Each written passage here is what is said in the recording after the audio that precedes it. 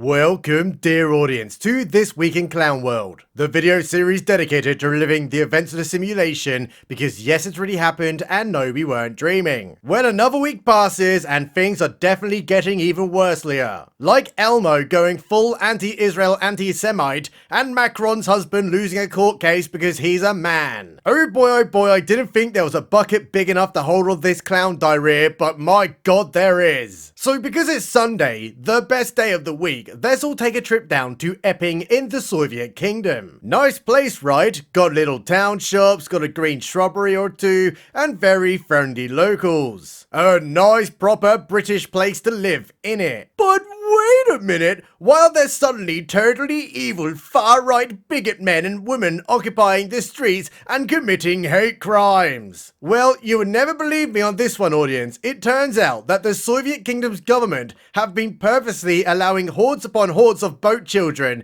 with fully grown beards to invade the entire country for years now with zero background checks and then allowing them to reside in taxpayer-funded hotels right in the middle of residential areas. And I cannot believe my lying eyes here, but apparently one of the 38-year-old boat children with a fully grown beard heroically tried to assault a child. But this cannot be. Those boat children with zero background checks from alien cultures would never hurt our children without a signed consent form. Oh dearie, so the local inhabitants of Epping decided, you know what? Let's protest this completely one-off incident that isn't repeatedly happening across the entire Soviet Kingdom at all, and call on the government to stop the boat children with fully grown beards being placed directly in their residential areas because they have to pay their taxes and should not live in constant fear that their children are going to get raped. But that, ladies and gentlemen, these and thems, is a hate crime. Yes, as the locals protested, the police, who are fresh off dancing at gay parades,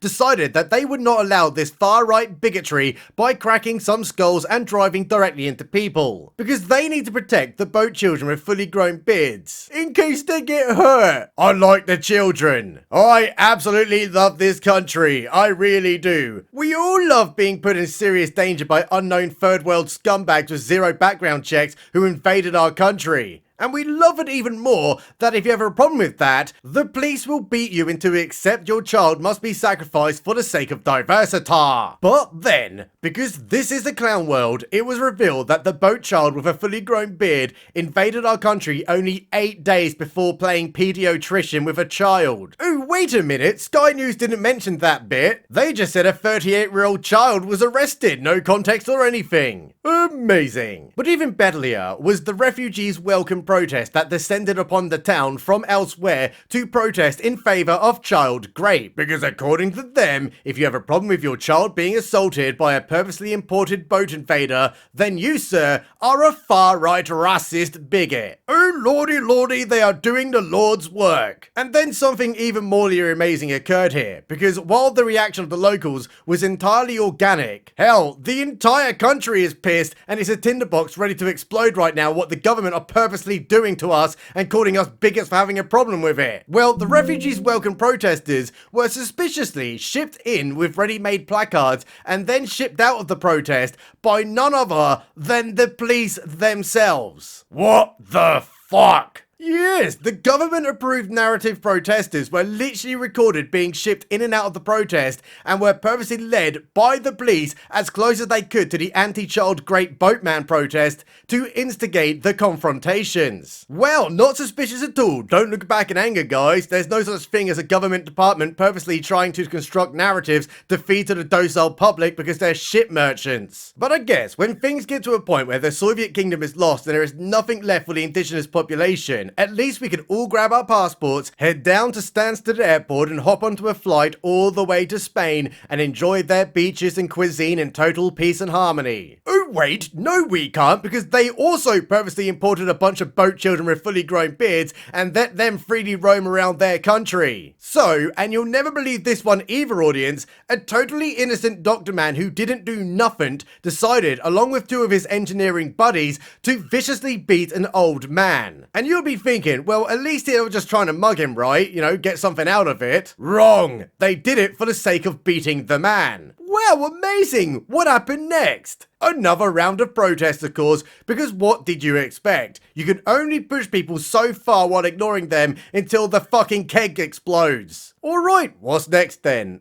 Well, Jaguar Land Rover are firing 500 workers, so I guess diversity and inclusion doesn't increase profits then. Inflation is up as well for absolutely no reason, and has nothing to do with hiring a complaints manager at a regional bank to run the entire country's economy. Ooh, unemployment is up as well because, again, the woman in charge of the country's finances is a complaints manager at a regional bank. And also 1.27 million foreigners are receiving taxpayer-funded benefits within the Soviet Kingdom, which is fantastic. And because this is actually a clown world, the Conservatories blame Labour for it, even though this all happened when the Tories were in government and Labour are now just a continuation project. I said it last week, I'll say it again. My boys and goys, theys and thems, this isn't going to get any better. It's going to get worsier and worsier, and us mugs who day in and day out wake up and go to work will have to pay for it all. It's about time we go invade a tax haven and leave everybody who voted for this to pay for it, because the bearded boat children aren't going to now, are they? But if you thought, alright, things may be bad, the country is falling apart, but at least us peasants can at least celebrate the only thing that we have left. The great British culture of tea and biscuits, and then the local pub,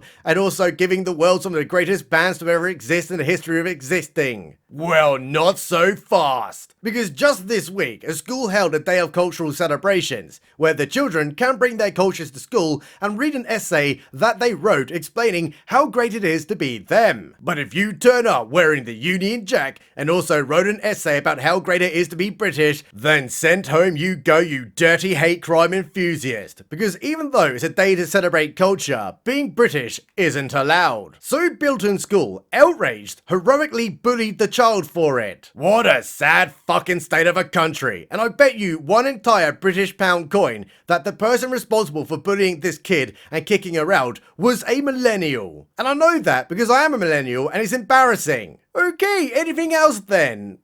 Yeah, local drunk PDF file got his chode out in front of kids, so one of the fathers gave him a knuckle sandwich wood chipper, and because the judicial system absolutely loved their PDF files, you know, like letting Hugh Edwards off with a cheeky wink after he was caught noncing. Well, the father in this case was the one who ended up getting convicted because he hit him. Oh, poor PDF file, I cannot believe someone would hurt you for, let me check my notes, getting your chode out in front of children and people having a problem with that. Oh, I'm getting really sick of this utter shithole of a failed state now. Especially when you get longer sentences for chopping down a tree than you do for quite literally noncing on children. Oh, but wait, what is that over there on the horizon? Oh yes, another betrayal where the Conservatory Party imported 25,000 Afghanis under a super injunction after apparently a soldier accidentally emailed a list of names of people who had applied for sanctuary to move to the Soviet Kingdom during the Biden-Afghan evacuation. And for some reason, they were secretly airlifted out of that shithole and into our shithole, and it cost us 7 billion peasant pounds for the pleasure that us tax-paying mugs have to front up against all the other stupid shit we already have to pay for. And to really drive the nails into our eyeballs, we imported the type of Afghani who ritualistically grape young boys because, my god, there are a lot of ex-soldiers out there who had to witness it while deployed, and they were under orders not to wood chipper every fucking single one of them on the spot. Unlike when the Taliban are in charge, because they banned the practice. Oh, and now all those imported Afghanis are suing the government for leaking their names, which we're all going to have to pay for. But hey, it's not all bad here. At least now Labour are lowering the voting age to 16 because that is their voting demographic and everybody fucking hates them. You know, get the kids to vote. They've got no real world experience and they think the economy run on Gibbs and chicken wings. Right, I'm sick to death of this utter shithole. What else has happened in the world? Well, Macron's husband just lost a court case because someone called him a man and that was really, really hurtful. So there was a court case over it and the judge was like, nah, that's a bloke in a dress, case dismissed. And since that was a hate crime too, Macron's husband is taking it to the highest court in the land. Oh, sweet baby jeebus, please, oh lordy lordy, can there be a discovery phase of that trial where independent DNA tests have to be conducted? It would be Candice Owens' wet dream. Alright, moving on. Well, it turns out having to day in day out be the Tickle Me Elmo does in fact take its toll. Because although that furball may look all cute and cuddly with like hugs and candy and all that, In truth, that little red fuckface is none other than a raging anti-Semite who also wants the Epstein client list released like everybody else does. Oh, what? A wholesome child's teddy bear is actually a really big hate crime with sprinkles of bigotry? Yeah, because somebody hacked into Elmo's X account and then posted a whole load of shite. It's actually quite funny, but I'm just sitting here wondering, why on earth does Elmo, a teddy bear, need an X account? But as the world gets to grip with Elmo's hate crimes, out of nowhere, devastating news hit the airwaves that our dear friend and greatest government sock puppet Stephen Colbert, the man who did the vaccine song sponsored by Pfizer, which will forever go down as not only the most cringiest thing ever witnessed in the history of witnessing, but also demonstrated the lengths that those desperate crap scene enthusiasts would go just to sell their product. Well, he's now been cancelled. No! How will we get propagandized now? Yeah, these talentless hacks only existed because they were propped up by Democrat donors. Seriously, who watches this shite? It's literally the same joke week in, week out, and none of it was ever funny. They even had to tell the audience when to laugh, for crying out loud. I legit had to turn off my YouTube autoplay because every up next video was either this goon or that other unfunny Democrat diarrhea merchant. And I'm not even American, so what possible relevance does that have to me when my entire search history is either flat out bigotry or woodworking videos? I'm just glad that they had to pay YouTube millions upon millions of dollars just to do the up next shite, and it still didn't work. Nobody watched it. So while the world collectively reels at such a devastating loss, elsewhere, CEO Man attended a Coldplay concert, which in itself is really embarrassing because they're about as boring as AIDS. But little did he realise, as he watched pleb-pleasing generic slop, the kiss cam that Coldplay have at their concerts for some kind of reason fell upon him and none other than his HR manager girlfriend. But it turned out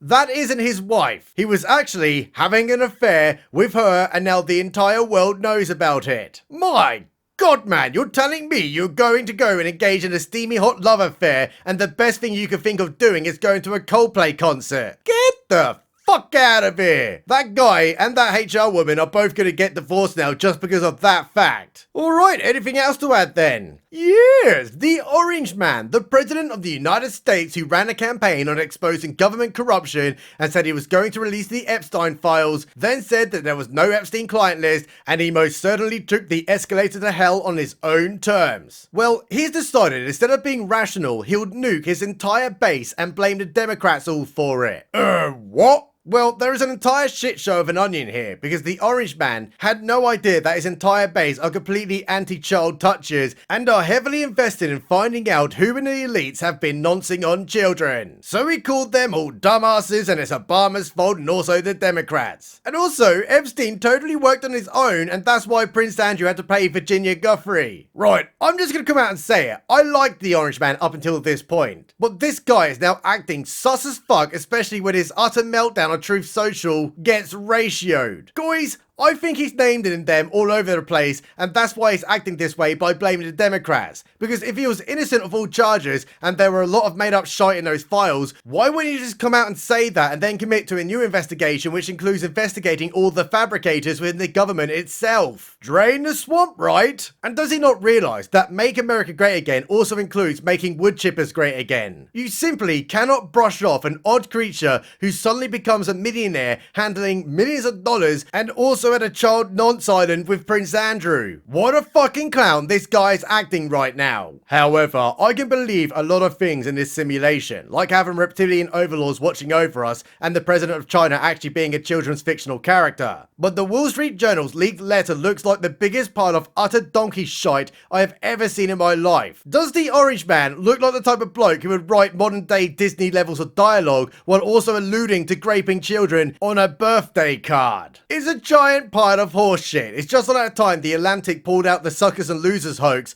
and people still somehow believe the media. Well, the Orange Man is now suing them for a lot of money, so there will be a discovery phase and either I get egg on my face or the Wall Street Journal are going under. Better start placing your bets, boys! Big shout out to my boys and guys. My mummy told me not to kiss the bigots, but she didn't realise I don't listen to women, so pucker up boys, we're going to Paris. Love you all very much, Lee. Subscribe button. Is always right.